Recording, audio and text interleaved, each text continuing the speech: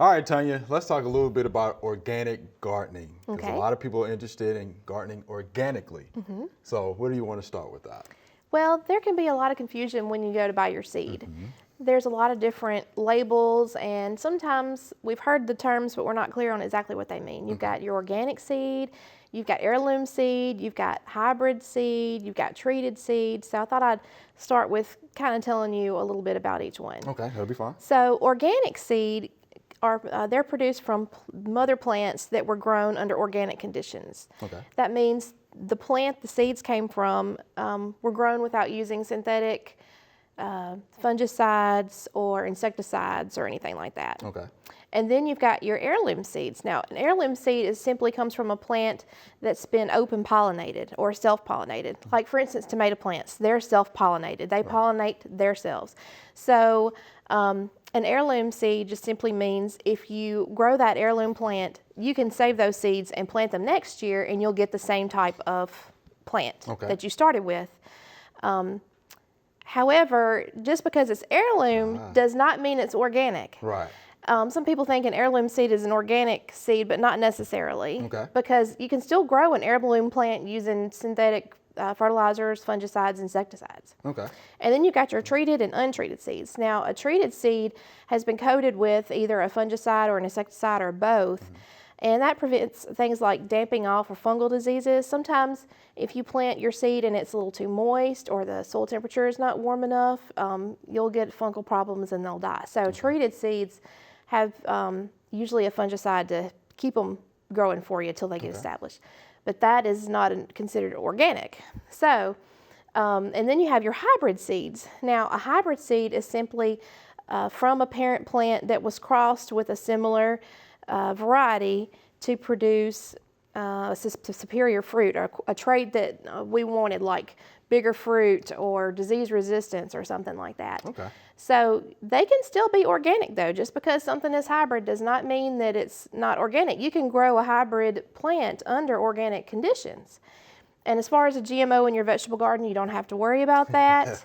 A hybrid seed is not the same thing as a GMO, and they are not readily available for sale to the average homeowner. Right. So we're just strictly talking about what do all the terms on the label mean. Okay. Now, and keep in mind, unless you are growing your produce for sale at a grocery store or a farmer's market, how you define organic is totally up to you. So even if you wanted to grow a hybrid tomato plant and then grow it under organic conditions in your garden, you can't sell that as an organic vegetable. Right. But you're totally, I mean, you can do it. It's whatever you feel comfortable with, whatever level you feel comfortable with. Okay. Good descriptions on those, okay? So what about using the transplants from the store? Because of course now everybody's, going to your local big box stores to get all these transplants. So how do you go about doing that? Well, you can get transplants from your local store, and I think now there may even be some in trade available that were grown organically. Okay. We're starting to see a little bit more of that type of thing because there is so much interest in growing organically.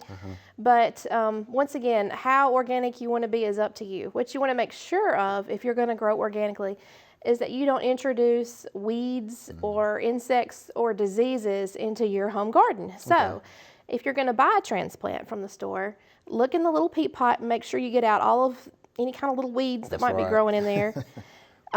Look on the underside of the leaves and in the leaf axils where the leaves connect to the stem and make sure there's no insects hiding in there.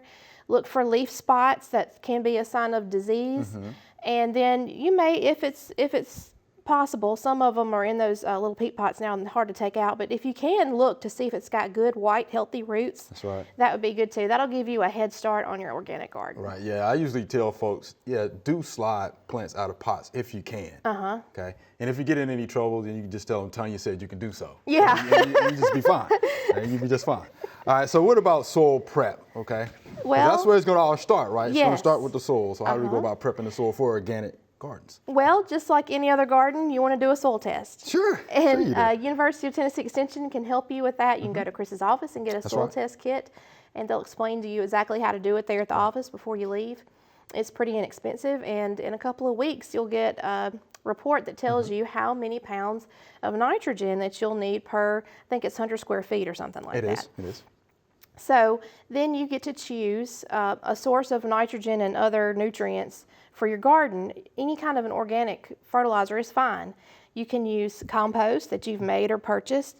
You can use, there's a variety of different things you can use. Bone meal, grass clippings, leaves.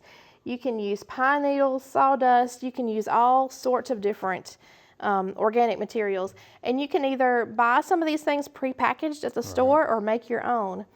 And the only thing about making your own is sometimes there's a little uncertainty about how much nitrogen am I actually putting on my soil. Whereas if you buy a bag, it'll have the numbers on the bag. Like, for instance, if you buy a bag of bone meal, it might say 611-0. And those three numbers on the bag refer to nitrogen, phosphate, and potash, N, P, and K. So the first number tells you what percentage of nitrogen is in that bag. So let's say the first number is a 3. That means that in 100 pounds, you've got 3 pounds of nitrogen. So if your soil test result says that you need 3 pounds of nitrogen per 100 square feet, then you put on 100 pounds, and then you know you've got 3 pounds of nitrogen in there. There's a really good publication that I found online from Utah State, and you can just Google selecting and using organic fertilizers. And it's from Utah State Extension, so we know that it's research-based. And they have the average N, P, and K amounts for a whole bunch of organic materials. It even has leaves, it has manures, it's got compost, and they'll give you on average. For instance, compost, they say, has between 1 and 3% nitrogen, 1 and 2% P, and 1 and 2% of K. And it tells you how available it is, if it's moderate, slow, or rapid. Wow, how about that? And then it'll also have a note if you need to look out for things like weed seed. So that's a really good resource that I found online that's research-based. And we actually have that link on our website. Great.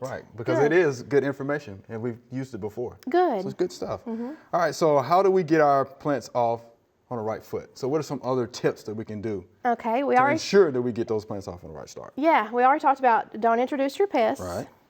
And you know what I would do if I were growing organically, especially if you're new to it? Plant extras. Plant extras. Yes. Mr. D likes that one. Yes. Plant extras. Because sometimes the organic methods that we use, some of our insects are harder to control. Some of our fungal problems are harder to control, and expect some losses. Expect the bugs to eat some of it. So I would say plant enough so that if you do lose a couple plants here and there, you still have something out there for yourself. Because we think they're tasty, so do the bugs. Yes, that's they think they're tasty too. That's right. So plant extras. You want to wait until the danger of frost has passed. I know we've had really warm winter this year, and I'm already looking and seeing tomato plants and transplants at the garden center. But in our area, and it's different depending on where you live, it's April 15th for your plant date. That's just for the Memphis, Fayette County area. But if you live in other parts, call your local extension agent and ask when the frost date is. Tonya, great information. We appreciate that. Thank you. All right, thank you much. Thanks for watching the video. I hope you enjoyed it. To find out more information on this topic, just click on the familyplotgarden.com link in the description.